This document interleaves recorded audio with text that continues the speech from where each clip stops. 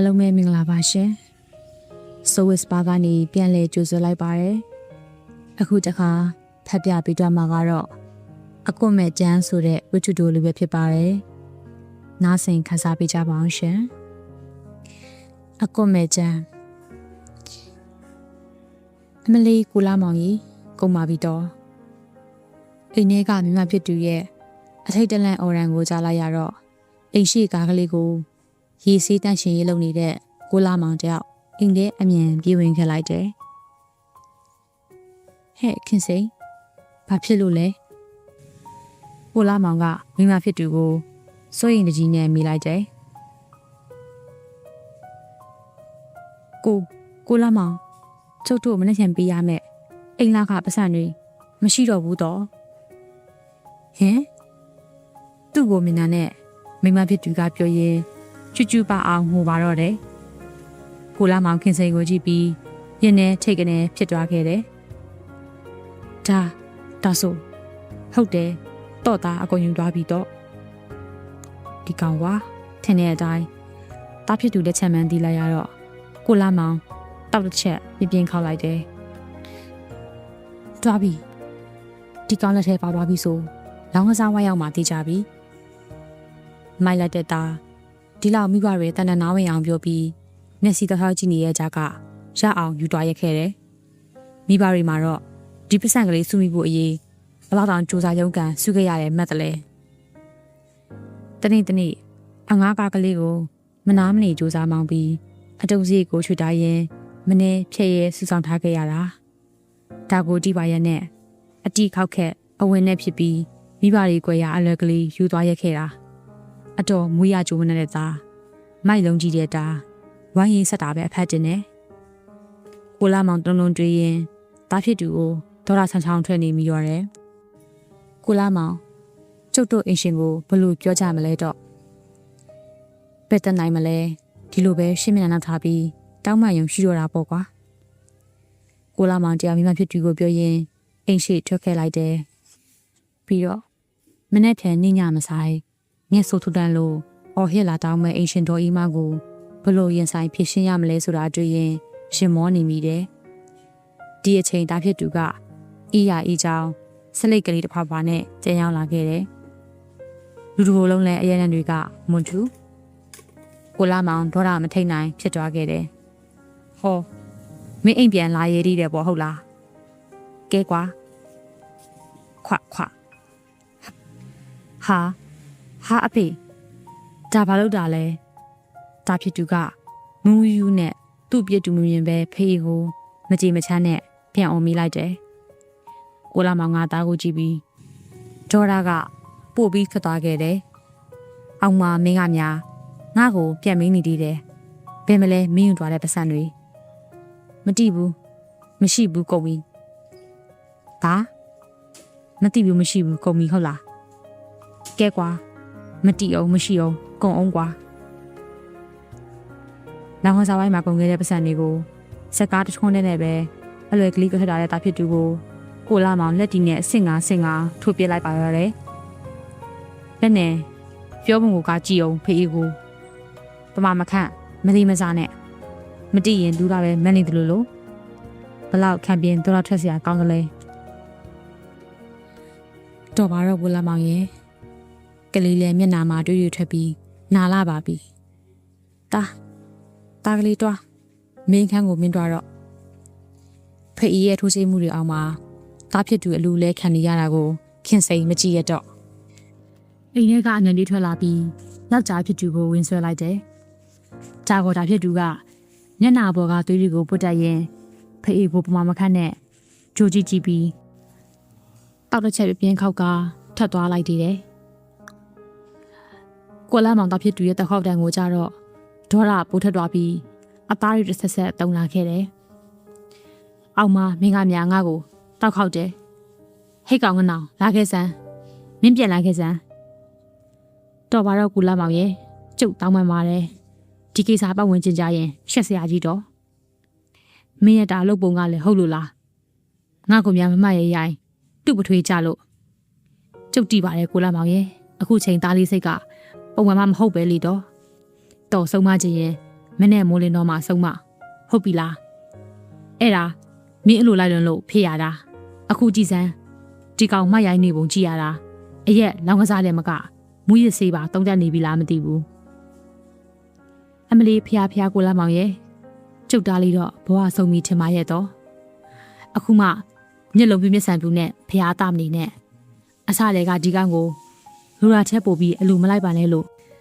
ငါတန်တတိပေးပြောခဲ့တယ်မဟုတ်လားကျုပ်ကရှာပပတက်တဲ့ရှိတဲ့ကျုပ်သားလေးကိုချစ်လွန်လို့ပါတော့အေးအဲ့ဒီအချက်တွေကမင်းသားဘဝကိုချစ်ရမရောက်နေရရောက်ပြီးအစိတ်ခတ်တလို့ဖြစ်နေပြီကွာသိရလားအိုးမပြောပါနဲ့တော့ကိုလာမောင်ရဲ့ကျုပ်ရင်းနေနာလွန်လို့ပါတော့ခင်စိန်ကပြောရင်ခြုံပွဲချငိုပါတော့တယ်ကိုလာမောင်တရားမိမကိုကြည့်ပြီးစိတ်မကောင်းတကယ်ပဲသူတို့ဘဝမှာရှာပပဒီတားကလေးကြောက်တာအဖတ်တင်ထွန်းကားခဲ့တယ်မို့ငုံထားမတတ်ချစ်ခဲ့ကြတာအမှန်ဒါပေမဲ့သူကတော့ခင်စိတ်လောက်တားကိုအလိုမလိုက်ဆုံးမစရာရှိရိုက်ညက်ဆုံးမတတ်ခဲ့တယ်ဒါကိုခင်စိန်ကနည်းနည်းမှမကြိုက်တာရှိကနေအမြဲကာစီပြောဆိုခဲ့တယ်ဒါကြောင့်တာဖြစ်သူကအကြောင်းအလန့်မရှိပညာရေးလက်စိတ်ဝင်စားနဲ့တစဆူဝါလာခဲ့တော့တယ်ငယ်ကလေးကပြောဆိုဆုံးမရခက်တဲ့ကလေးအရွယ်လေးလေးရောက်ရောအပေါင်းတင်းနေဆုံပြီးအတက်ကောင်းတွေကတက်လာခဲ့တယ်မိဘကိုကူရကောင်းမှန်းငဲ့ရကောင်းမှန်းမကြည့်ဒီထဲအဆိုးဆုံးကလောင်ကစားဒီလောင်ကစားကြောင့်အိမ်ရှိစုမစုပစ္စည်းလေးတွေကုန်နာများခဲ့ပြီဒါပေမဲ့ကိုလာမောင်တို့အမဖြစ်ပဲကြားဖြစ်နေခဲ့တဲ့တောက်ဆုပ်ကိုမပြည့်ရနိုင်ငွေပေးကပတ်ပိုက်ထားရသလိုထိတ်နဲ့မွေးမြူခဲ့ကြရတယ်အခုတော့ตาလေးချင်းကြီးကအကိုမရှိတဲ့ကြမ်းဗျမ်းပရာဖြစ်စလို့စီလို့ဝါလို့ဖြစ်နေခဲ့ပြီဒါရီဟာသူတို့မိဘတွေတားပေါ်အချစ်လွန်လို့ဖြစ်ခဲ့ရတယ်ဆိုတာကိုလာမောင်မငင်းဒါပေမဲ့ကိုလာမောင်တားကလေးကိုကြည့်ပြီးယူကျုံမရဖြစ်ရင်နာမိဒီမှာအမှန်အဲ့ရနဲ့လောင်ကစားနွယ်ထဲမှာနှစ်တစ်ချက်နစ်နေတဲ့တားကလေးကိုဘလို့ဆွဲထုတ်ကြရမလဲဆိုတာကိုလာမောင်စဉ်းစားမရဒီအထက်တားလေးအထင်ကြီးကသူ့ချိန်ခဲ့သလိုမွေးရစီတုံးနေတဲ့အစ်စ်မှာရောက်နေခဲ့ပြီဆိုရင်ကိုလာမောင်ရင်ကြိုးရပေအောင်မီတားကိုတိတ်ချစ်တဲ့သူ့မိမခင်စိန်ကပို့ဆိုးတော့မီပေါ့ဟူးကိုလာမောင်တားကြောင့်စဉ်းစားရင်ညကတော်နဲ့အိမ်မပြောခဲ့ဟဲ့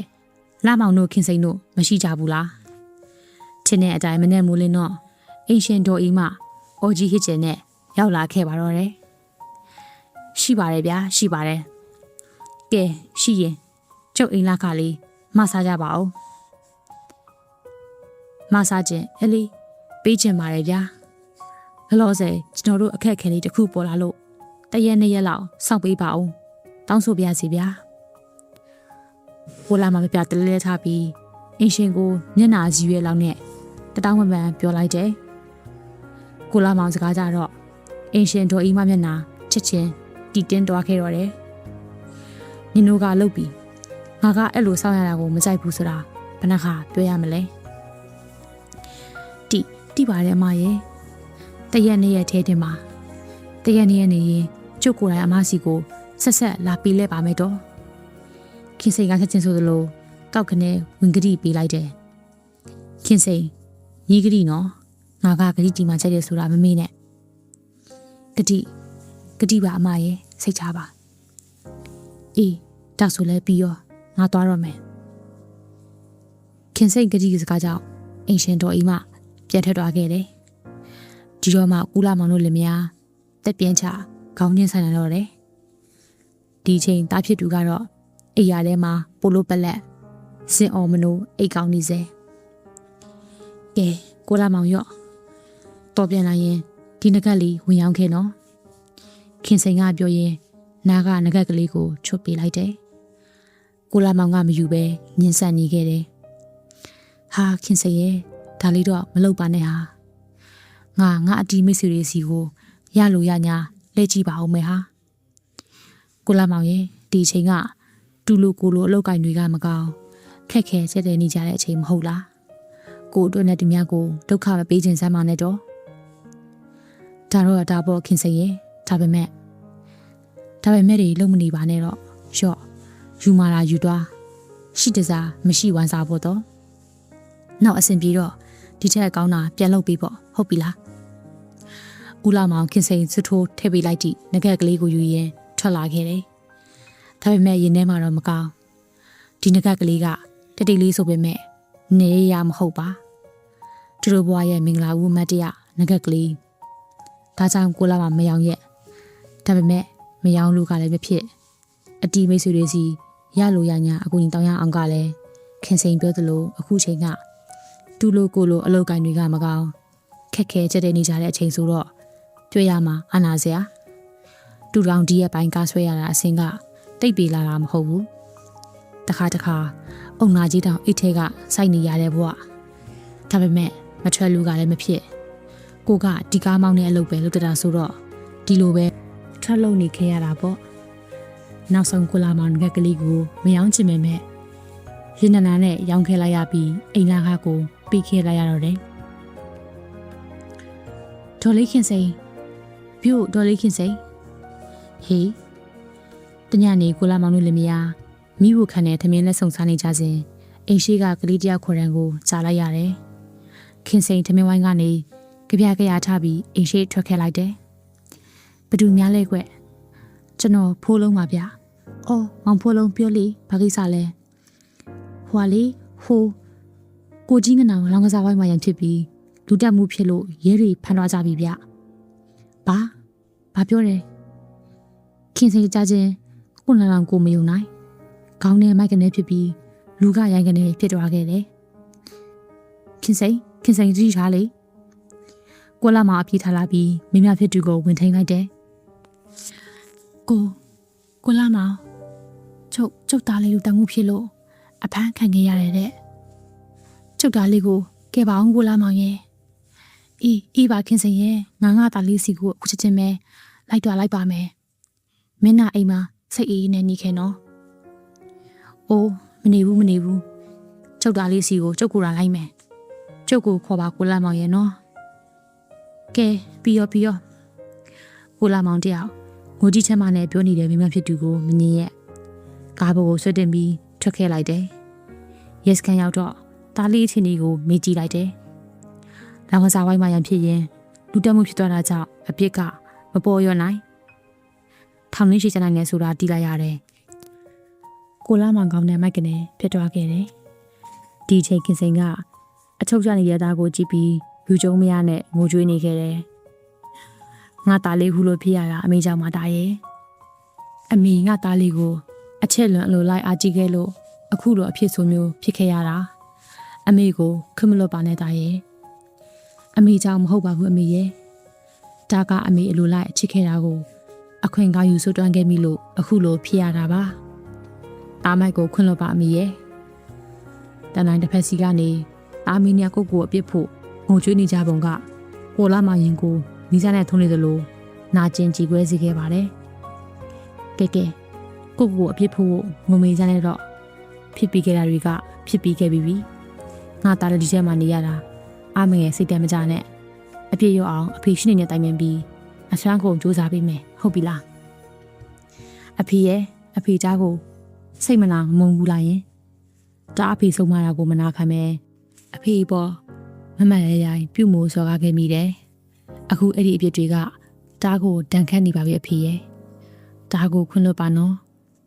ဒါအဖေကိုကြော့ပြီးတောင်းပန်ပါတယ်အဖေရဲ့ဒါဖြစ်သူကသူ့မာတူတီပြီးလက်အုပ်ကလေးချီဖေးကိုကြော့တောင်းပန်တော့ကိုလာမောင်ရင်နဲ့နင့်ကနေဖြစ်ပြီးတင်ထားတဲ့မြမျက်ရည်တွေစီးကြလာပါတော့တယ်ဒါရဲ့အဖေငါတားပေါ်ဘယ်တော့မှအပြစ်မယူခဲ့သလိုအချက်လည်းမရိုးခဲ့ပါဘူးကွယ်ကိုလာမောင်နောင်သားနဲ့တားကလေးကောင်းကိုပွေရင်ပြောလိုက်တယ်ဒီချိန်ကိုလာမောင်ရင်တွေနားလိုက်တာဆိုတာအတန်တွေတောင်တုတ်ရင်နေခဲ့တယ်ထိုနေ့ကကိုလာမောင်အင်ကိုလာပြန်ရောက်လာခဲ့တယ်စိတ်တွေကတော့အချုပ်ထဲမှာနောင်သားတွေနဲ့ပြည့်နေတဲ့တနာစရာသားမျက်နှာကလေးကိုတာတဲရိပ်မြင်ရောက်ရင်ရွေးကြုံမရအဖြစ်နာကျင်ကြေကွဲနေမိတယ်ခင်စိန်ကတော့အဲ့ဒီကလေးကသားစိတ်နဲ့တငငိုတရီရီဖြစ်ပြီးအိပ်ရတယ်ပုံလဲခဲ့တော့တယ်နောက်ဆုံးသားဖြစ်သူကထောင်နှစ်ရှိကြသွားခဲ့တော့ ခင်စိတ်ကျမကြီးပူဆိုးလာခဲ့သည်ပေါ့ခင်စိတ်ရဲ့နင်ဒီလိုတစ်ချိန်လုံးတကုံကိုတရီရီဖြစ်နေရင်နင့်ကျမကြီးအတွက်ဘယ်ကောင်းမလဲဟာငါကလည်းအလုပ်တစ်ဖက်နဲ့နင့်နာအချိန်ပြည့်နေတာမဟုတ်ဘူးကိုယ်စိတ်ကိုထိမ့်ပြီးနေအောင်မပေါ့ဟာကျုပ်တာလေးကိုနားလွန်းလို့ပါတော့ဒါပေါ့ခင်စိတ်ရဲ့ဒါပေမဲ့နင်ငိုနေတော့ရောဘာထူးလာမှာလဲနင့်ကျမကြီးပဲထိခိုက်ရုံရှိတော့မှာပေါ့ပြီးတော့နင့်တားကလည်းနင်ဒီလိုဖြစ်နေတာကိုတိချင်းမြင်ချင်မှာမဟုတ်ဘူးစိတ်ကိုတင်ပြီးကျမအောင်နေစားမှာခင်စိတ်ရဲ့ဟုတ်ကဲ့ပါကိုလာမောင်ရဲ့ကျုပ်စူးစမ်းပြီးနေပါမယ်တော့ဒီလိုစူးစမ်းနေပါမယ်လို့ပြောတဲ့ခင်စိန်တယောက်တစားနဲ့ကျမကြီးပူဆိုးလာခဲ့ပြီးသူချစ်တဲ့သားနဲ့အတူလူလောကကိုအပိတိုင်နှုတ်ဆက်ထွက်ခွာသွားခဲ့ပါတော့တယ်ကိုလာမောင်ရုတ်တရက်ကြောင်းလဲသွားတဲ့ဘဝကြီးထဲမှာတယောက်တည်းအဒီကျန်ဆန်းနဲ့အယူမီဝိုင်းဖြစ်ဇန်နီခဲ့ရတယ်ဒီချိန်ကိုလာမောင်စိတ်တွေဟာပူလောင်လိုက်တာဘာနဲ့မှငြိမ့်မရယောက်ျားကြီးတက်မဲ့မျက်ရည်နဲ့မျက်ခွဲဖြစ်ခဲ့ရပြီးဘဝကိုကြံ့မခံနိုင်ခဲ့မိန်းမနဲ့သားမရှိတဲ့ဘဝမှာသူအသက်ရှင်ရတာအတိတ်ပဲမရှိနေလို့မရဒီတော့အရက်ကိုအဖော်ပြုတ်နေခဲ့လိုက်တယ်ဒါပေမဲ့မရအရက်ကအရက်ဝေဒနာကဝေဒနာတခြားစီဖြစ်နေခဲ့တယ်နောက်ဆုံးအချိန်စရာဒီနဲ့အမျှကိုလာမောင်ဘဝဟာအတိတ်ပဲမဲ့လမ်းပြောက်တဲ့လူတစ်ယောက်လိုဖြစ်ခဲ့ရပြီးဝေဒနာတော့ကမြူတွေထဲမှာညှစ်မြုပ်နေခဲ့ရတော့တယ်ဒီချိန်ကိုလာမောင်ပူလောင်နေတဲ့သူ့ဘဝထဲငင်းချမ်းရာအစစ်မှန်ကိုခေါင်းအေးနဲ့စဉ်းစားကြည့်လိုက်တယ်အတွေ့တဲ့မရတာကြပြီဖြစ်တဲ့ရွာကအဖုန်ကြီးကျောင်းကလေးကိုကျင်းမြင်မိလိုက်တယ်ကိုလာမောင်စိတ်တွေရုတ်ချီအိမ်ငိမ်သွားခဲ့တယ်ထို့ကြောင့်ကိုလာမောင်အချိန်မဆိုင်ပဲဆုံးဖြတ်ချက်ခိုင်မာနဲ့တားကလေးကိုနောက်ဆုံးနှုတ်ဆက်ပြီးအင်းရင်ရအစစ်မှန်ဖြစ်တဲ့ရွာဖုန်ကြီးကျောင်းကလေးစီကိုထွက်ခဲ့လိုက်ပါတော့တယ်